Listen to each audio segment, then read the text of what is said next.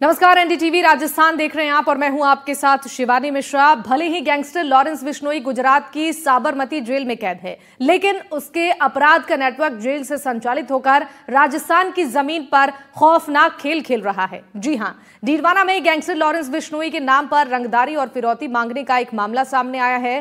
दरअसल कुचामन सिटी के 5 व्यापारियों को लॉरेंस बिश्नोई के नाम पर कुख्यात गैंगस्टर रोहित गोदारा के नाम से फिरौती के लिए कॉल आया है और इस कॉल में रोहित गोदारा ने व्यापारियों को 2 दिन में फिरौती की रकम देने की बात कही है और रकम नहीं देने पर अंजाम भुगतने की चेतावनी दी है। इसके बाद व्यापारियों ने पुलिस से संपर्क किया है। मामले की गंभीरता को देखते हुए डीएसपी अरविंद बिश्नोई और सीआई जगदीश प्रसाद मीणा ने व्यापारियों से जाकर पूरे मामले की जानकारी ली है और एक व्यापारी के व्हाट्सएप नंबर पर एक विदेशी नंबर से कॉल आया था, जिसमें सामने वाले व्यक्ति ने खुद को रोहित गोदारा बताया और व्यापारी से रुपए की डिमांड की।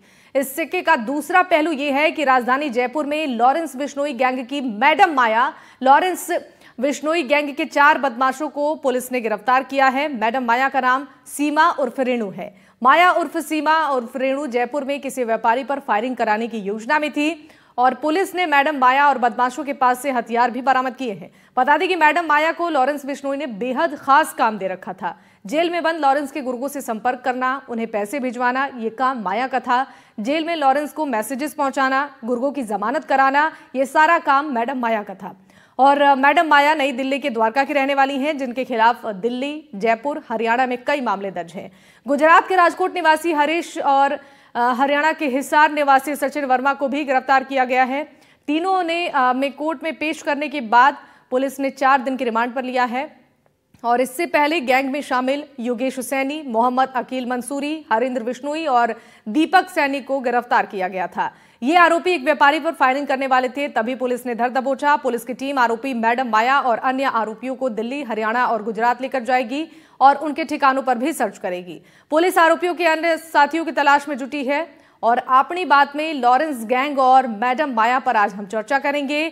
कैसे और क्यों साबरमती जेल में बंद लॉरेंस बिश्नोई गैंग के नाम पर रंगदारी मांगने का खेल जारी है और जेल में बंद लॉरेंस कैसे अपराध का नेटवर्क चला रहा है। राजस्थान के व्यापारी सॉफ्ट टारगेट क्यों हैं, कौन मैडम माया है जो लॉरेंस के क्राइम नेटवर्क को चला रही थी और जयपुर के किस व्यापारी पर फायरिंग की योजना थी।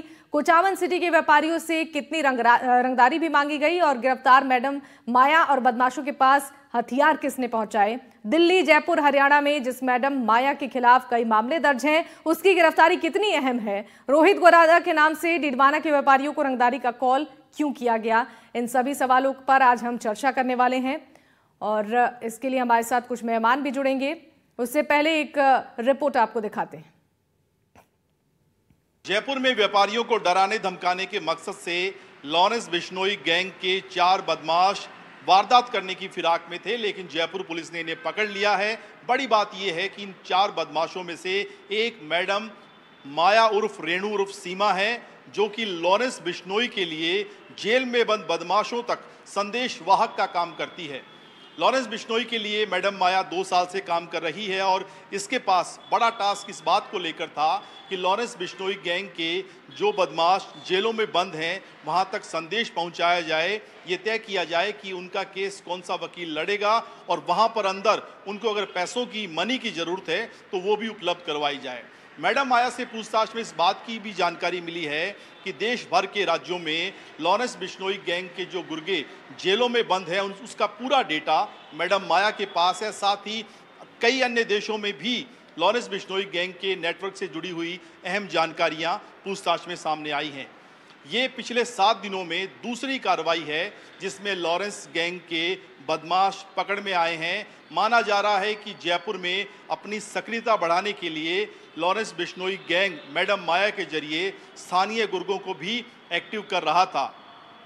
जयपुर से कैमरामैन सुशील के साथ सुशांत पारीक, एनडीटीवी। तो ग्राफिक्स के जरिए आपको दिखाते हैं कि मैडम माया कौन है जिनकी गिरफ्तारी जयपुर पुलिस ने की है और अब तक क्या कुछ खुलासे हुए हैं। मैडम माया को लेकर लॉरेंस बिश्नोई गैंग की शातिर सदस्य बताई जा रही है और मैडम माया समेत गैंग के 4 बदमाश गिरफ्तार हुए हैं। आपको बता दें कि अब तक 7 गुर्गों को पुलिस ने गिरफ्तार कर लिया है और मैडम माया का नाम सीमा उर्फ रेणु है। माया उर्फ सीमा उर्फ रेणु की जयपुर में पैठ है।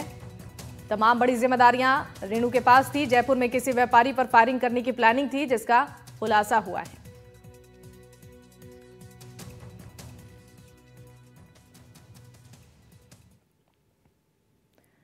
तो चलिए इस पर हम चर्चा करेंगे। हमारे साथ कुछ खास मेहमान जुड़ रहे हैं, परिचय आपका करा दे। आदित्य जैन हमारे साथ हैं, एडवोकेट हैं सुप्रीम कोर्ट के, बहुत स्वागत है आपका। अनिल गोटवाल जी हमारे साथ हैं, पूर्व आरपीएस है, आपका भी बहुत स्वागत है सर। हमारे संवाददाता जहीर अब्बास उस्मानी भी जुड़ चुके हैं। सबसे पहले जहीर से ही अपडेट लेना चाहूंगी पूरे मामले को लेकर, फिर आगे चर्चा में बढ़ाऊंगी। जहीर, आपसे जानना चाहूंगी, जिस तरीके से लगातार धमकियां मिल रही हैं, डीडवाना की हम बात करें, वहां के व्यापारियों को टारगेट किया जा रहा है। लॉरेंस के जो गुर्गे हैं वो कॉल करके धमकी दे रहे हैं और साथ ही साथ जान से मारने की धमकी दे रहे हैं जब फिरौती की मांग कर रहे हैं, और उसके लिए डेडलाइन भी दिया जा रहा है बाकायदा। ये खेल कब से चलता आ रहा है डीडवाना में और कितने व्यापारियों को अब तक टारगेट किया गया है?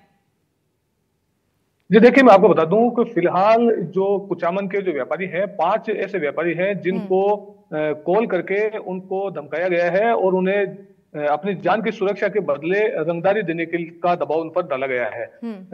आपको ये भी जानकारी दे दूं कि ये खेल जो है ये कोई नया नहीं है। इससे पहले जब यहाँ डीडवाना पूरे जिले में और नागौर जिले में आनंदपाल गैंग सक्रिय थी, तब आनंदपाल गैंग पर भी इस प्रकार के कई आरोप लगे थे कि ये गैंग जो है रंगदारी और फिरौती वसूलती है और कई व्यापारियों को डराया धमकाया गया था। हालांकि उस दौर में कई ऐसे बदमाश भी पकड़े गए थे जिन्होंने आनंदपाल के नाम पर रंगदारी फिरौती वसूली थी। आनंदपाल का उस मामले में सीधे तौर पर बताया जा रहा है कि कोई मामला नहीं था, लेकिन उन लोगों ने भी आनंदपाल का नाम लेकर के और रंगदारी मांगी थी। जहां तक बात इस लॉरेंस बिश्नोई गैंग से जुड़ी है, तो लॉरेंस बिश्नोई गैंग के जो रोहित गोदारा है, उसके नाम से इन 5 व्यापारियों को कॉल आया है और उनमें इनकी जान के बदले जो है रंगदारी मांगी गई है। साथ ही इनको बाद में सभी व्यापारियों को एक एक वॉइस मैसेज भी भेजा गया है और ये कहा गया है कि अगर उनको ये शक हो कि ये रोहित गोदारा नहीं है तो आप किसी से भी जांच करवा सकते हैं, और उन्हें 2 दिन का समय दिया गया था। 2 दिन का समय बेहद कम है। और ये पहला कॉल जब आया था तो शुक्रवार का दिन था। शुक्रवार को पहला कॉल एक व्यापारी के पास आया था और व्यापारी इस कॉल के बाद से लगातार हुए हैं और पुलिस ने जो है इस मामले को गंभीरता से लेते हुए अपनी जांच शुरू कर दी है। पुलिस ने जो है एसपी से आज हमारी जब बात हुई तो एसपी का कहना था कि हम हर पहलू से जांच कर रहे हैं और स्थानीय स्तर पर अगर कोई बदमाश इस गैंग से जुड़ा हुआ है उसकी भी तफ्तीश की जा रही है। इसलिए कुचामन से कई संदिग्धों को उठाया गया है, उन्हें डिटेन किया गया है और पूछताछ की जा रही है। एसपी का ये कहना है कि अगर ये इस जो कॉल रिकॉर्डिंग है उसको भी हमने जब्त कर लिया है और उसकी जांच की जा रही है। उसके बाद आगे की जो भी कार्रवाई होगी वो पुलिस करेगी। जी ठीक है जहीर, आपका बहुत बहुत शुक्रिया तमाम जानकारियों के लिए। और चलिए अब हमारे जो मेहमान जुड़े हैं उनका रुख कर लेते हैं। सबसे पहले अनिल कुमार गोटवाल जी, आपका रुख करना चाहूंगी। अनिल जी, देखिए जिस तरीके से लॉरेंस गैंग की तरफ से लगातार धमकियां मिल रही हैं, राजस्थान के व्यापारियों को सबसे पहले टारगेट किया जा रहा है। सवाल ये उठ रहा है कि मैडम माया की जो आज गिरफ्तारी हुई है ये बड़ी सफलता है बेशक पुलिस के लिए, लेकिन आगे अब किस तरीके से इस पूरे मामले में प्रशासन की टीमें काम करे ताकि इनसे जुड़े जो अन्य लोग हैं उनकी गिरफ्तारी जल्द से जल्द हो जाए? देखिए, राजस्थान पुलिस हमेशा सतर्क रही है और इस मामले में भी जब ये डीडवाना और कुचामन से धमकियों भरे 2 दिन पूर्व कॉल आए थे, उसके साथ साथ ही करीब जयपुर के अंदर जब इनपुट्स इनको लोकल स्थानीय पुलिस को मिला तो संजय सर्किल का एक अकील मंसूरी रहने वाला है, उसके ऊपर शक हुआ और उसके आपस में ही किन किन से तार जुड़े थे उनको 4 व्यक्तियों को गिरफ्तार किया गया। और वो चारों व्यक्ति के बाद में जब ये माया मैडम एक जो दिल्ली की रहने वाली रेणु, उसको भी गिरफ्तार किया गया और इनसे हथियार भी बरामद किए हैं और इनसे कुछ जीवित कारतूस भी बरामद हुए हैं। तो इसका मतलब है कि ये एस्टेब्लिश है कि ये कहीं ना कहीं किसी से जुड़े हुए हैं और ये किसी ना किसी व्यापारी की या और जो इनको कोई टास्क मिला उसकी हत्या करने की ये तैयारी में थे, तो ये पकड़े गए हैं। अब इनका वेरिफिकेशन जो भी इन्होंने इंटरोगेशन में बताया है कि हम सुनील बिश्नोई गैंग की जैसे इसके संपर्क में ये जो मैडम माया है ये वकीलों से संपर्क करना, इनकी जमानत कराना, इनको व्यवस्था उपलब्ध कराना और एक दूसरे का संदेश देना और उसको एक्टिव करके और वारदात को अंजाम देने में इसकी महती भूमिका है, और इसके खिलाफ पहले भी केसेस रजिस्टर है। तो ये नहीं है कि राजस्थान पुलिस इसकी वो तैयारी, सेम जो डीडवाना और कुचामन में वहां पर भी जब ये आया है कि भाई रोहित गोदारा एक पुराना राजस्थान से जुड़ा हुआ इसका लॉरेंस बिश्नोई गैंग से जुड़ा हुआ व्यक्ति है, वह अपराधी है, गुर्गा है उसका, वो इनको धमकी दे रहा है। तो ये पहले भी नागौर जिला, बीकानेर, सीकर और ये वारदात के इनका एक वो आउटपुट है। साथ ही पंजाब है, हरियाणा है, दिल्ली है, ये जो एक एरिया है इनका, इसके ऊपर ये काम करते रहते हैं। तो हमारी सतर्क है राजस्थान पुलिस, इनका पता लगाती है। और ये जैसे ही अब आप देखिए कि ऐसा नहीं है, पुलिस ने अपना काम किया है। पहले दिल्ली तिहाड़ जेल में था लॉरेंस, फिर उसको सुरक्षा के बतौर, चूंकि वो और पुख्ता है, तो इनको अहमदाबाद साबरमती जेल में शिफ्ट किया गया। वहां पर इसको किसी प्रकार से मिलने नहीं देना। तो ये जो तथ्य आए हैं कि भाई इनका संपर्क हुआ, वहां अभी तक जैसा हमारे पास में सूचना है कि वो किसी प्रकार का संपर्क वहां से नहीं है। तो ये और दूसरे को इसके नाम से इस प्रकार के धमकी भरे कॉल्स दे रहे हैं, या रंगदारी मांग रहे हैं, या फिरौती मांग रहे हैं, व्यापारियों को डराने धमका रहे हैं। जयपुर में भी पिछले इस प्रकार की वारदात हुई है, तो पकड़े गए हैं लोग बाग। ये गोगा मेडी के उसके अंदर तो रंगे हाथों पकड़े गए थे। और राजस्थान पुलिस सतर्क है। इस प्रकार के इनकी जो वारदात है, अंजाम है, इसकी सुरक्षा की दृष्टि से भी पुलिस इनके पूरे प्रबंध कर रही है, ऐसा मेरा मानना है। जी ठीक है, बिल्कुल सही कहा आपने। एक बार रुक कर लेते हैं, हमारे साथ दिनेश शर्मा जी भी जुड़ चुके हैं, पूर्व एसीपी हैं, जिन्हें तिहाड़ सेंट्रल जेल में काम करने का एक लंबा अनुभव रहा है। सर, आप बहुत अच्छे से बता पाएंगे जिस तरीके से मैडम माया जेल में इंफॉर्मेशन ट्रांसफर करती थी, किसकी जमानत करानी है, किस गुर्गे की, किस तक मैसेज पहुंचाना है, ये काम करती थी मैडम माया। किस तरीके से ये पॉसिबल हुआ कि जेल में इस तरीके से इंफॉर्मेशन ट्रांसफर करना? और एक बड़ा सवाल अब खड़ा हो रहा है सुरक्षा की दृष्टि से भी, इस तरीके से अगर संदेश आदान प्रदान ये गुर्गे कर रहे हैं और नेटवर्क जेल में बैठे ही चला रहे हैं। देखिए मैडम, जो मैं अपने अनुभव से आपको बता सकता हूँ वो ये है कि जरूरी नहीं है कि ये जेल में इंफॉर्मेशन का आदान प्रदान करने के लिए जेल का जो स्टाफ है या जेल के जो ऑफिशियल्स हैं उनकी मिलीभगत हो, ये कोई जरूरी नहीं है। आप समझिए कि जेल में बहुत सारी चीजें हैं, जेल में राशन जाता है, जेल में और बहुत सारी चीजें जाती हैं जेल में, और इतनी सारी कैदी वहां हैं, इनहेबिटेंट्स हैं, तो उनकी बहुत सारी चीजें हैं, लॉजिस्टिक्स है। अब किस चीज में क्या चला जाता है, ये आउट ऑफ द जेल भी लोग दूसरे लोगों के संपर्क में रह सकते हैं, उनके माध्यम से भी अपनी इंफॉर्मेशन ये भेज सकते हैं। हाँ, हम ये कह सकते हैं कि कोई ना कोई लापरवाही तो हो सकती है, लेकिन हर केस में, हर मामले में अगर आप ये कहें कि जेल की मिलीभगत है, जैसा कि कुछ राजनीतिक लोग भी आरोप लगाते रहते हैं सरकार पे, केंद्र सरकार पे आरोप लगाते रहते हैं कि ये मिलीभगत है, वो ऐसा करा रहे हैं, वैसा करा रहे हैं। पीछे कई बार आपने भी देखा होगा आपके चैनल के माध्यम से, कई राजनीतिक लोगों ने ऐसे आरोप लगाए हैं, वो निराधार है मेरी समझ से। तो जेल में और बहुत सिस्टम है, कोई जरूरी नहीं है कि जेल के स्टाफ के माध्यम से ही इंफॉर्मेशन का आदान प्रदान हो।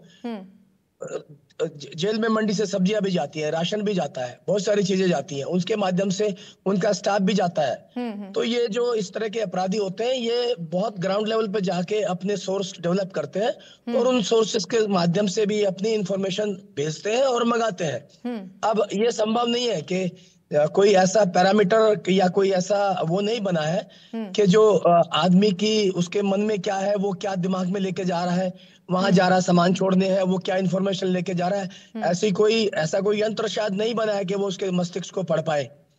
तो ये जो मेरा अनुभव है तिहाड़ जेल का, वो यही है वहां पर काम करने का, कि वो बहुत फुल प्रूफ है तिहाड़ जेल में हर सारा सिस्टम।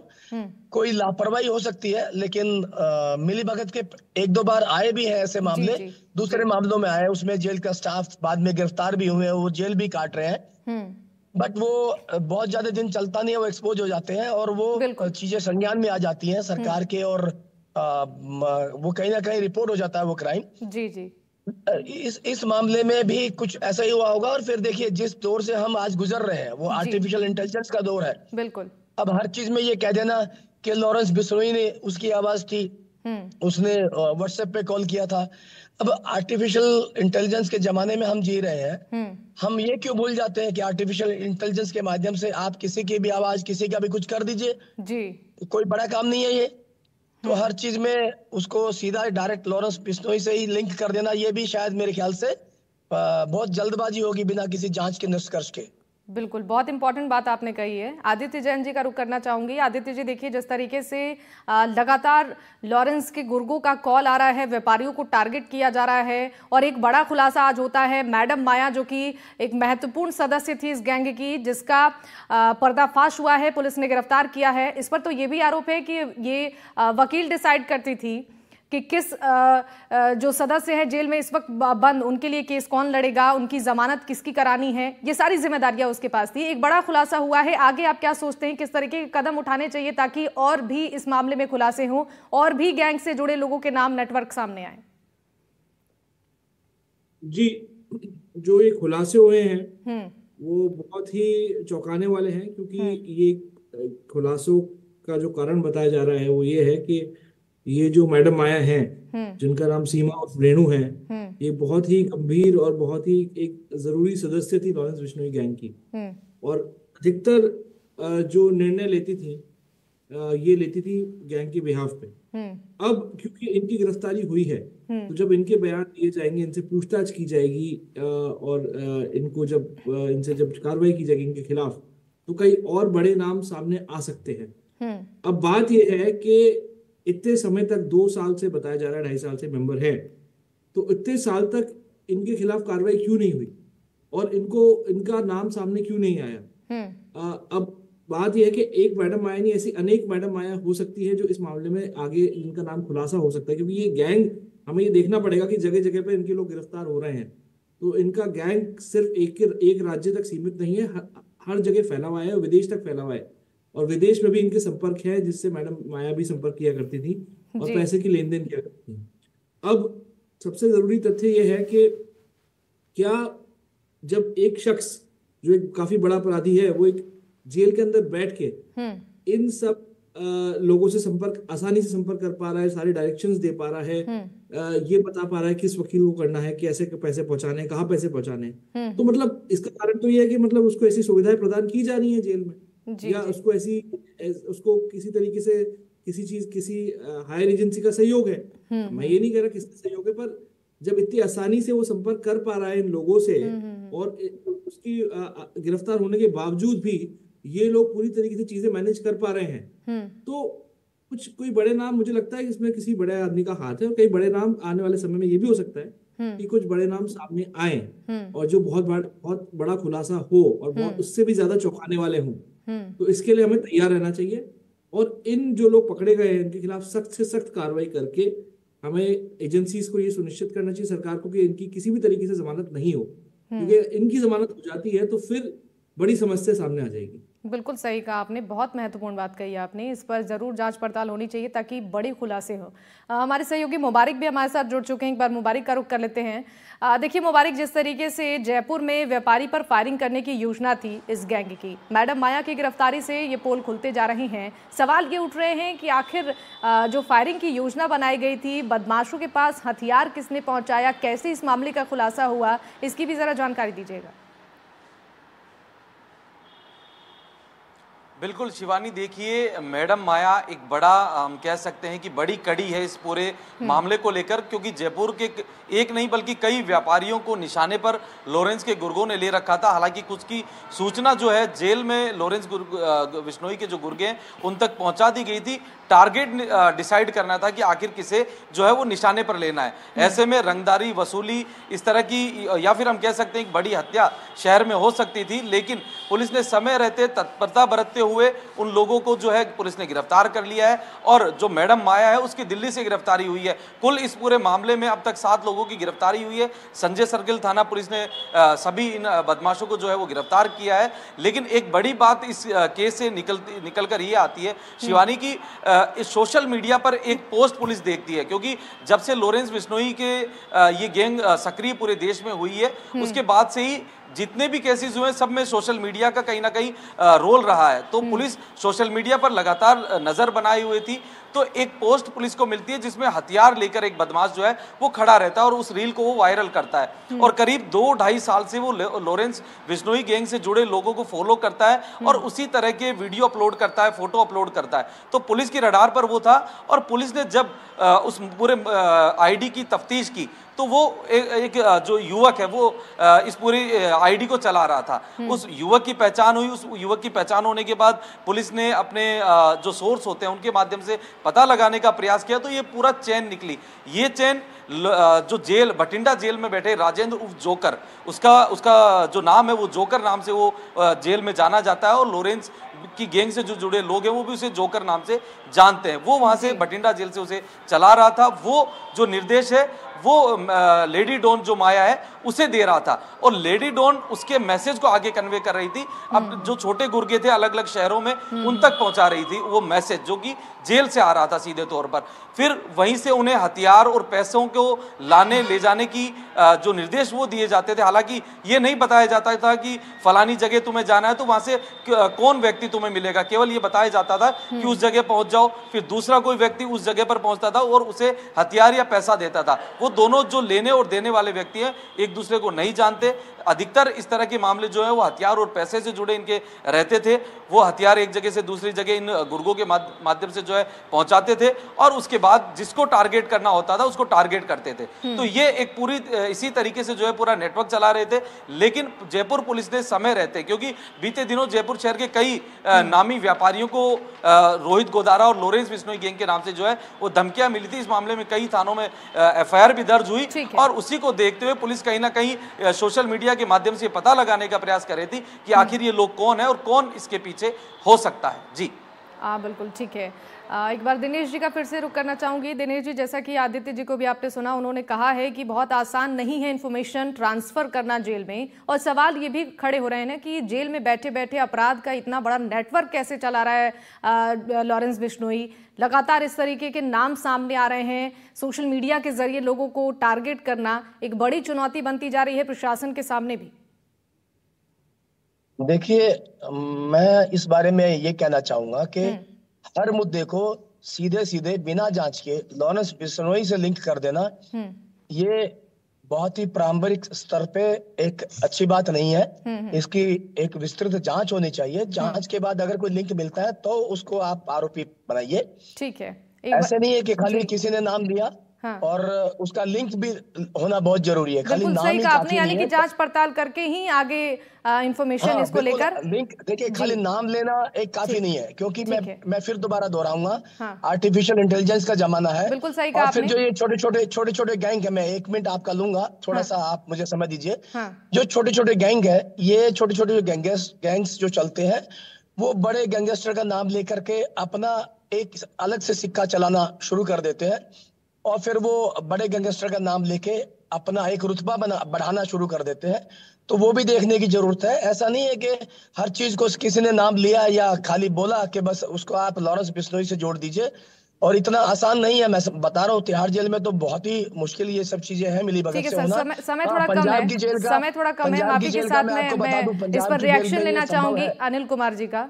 अनिल जी, आपका क्या कहना है? जैसा कि कह रहे हैं दिनेश जी कि बिना जांच पड़ताल किए आगे इस तरीके से नाम लेना, क्योंकि अब आर्टिफिशियल इंटेलिजेंस का ज़माना है, लोग इस तरीके का उपयोग करके लोगों को डरा धमका रही हैं, तो प्रशासन के सामने एक और बड़ी चुनौती सामने आ जाती है। ये शिवानी जी, जब तक कोर्ट के अंदर हम तथ्य प्रस्तुत करके उसका लिंक नहीं बिठा देते हैं, वेरिफिकेशन नहीं करा देते हैं और वहां से जो सबूत है वो इकट्ठा करके जब तक हम सजा नहीं दिला पाएंगे। तो इसके लिए हम प्रिवेंटिव एक्शन भी ले रहे हैं प्रिवेंटिव, जैसे सोशल मीडिया के ऊपर हमारी एक सर्विलेंस कंटिन्यू चलती रहती है।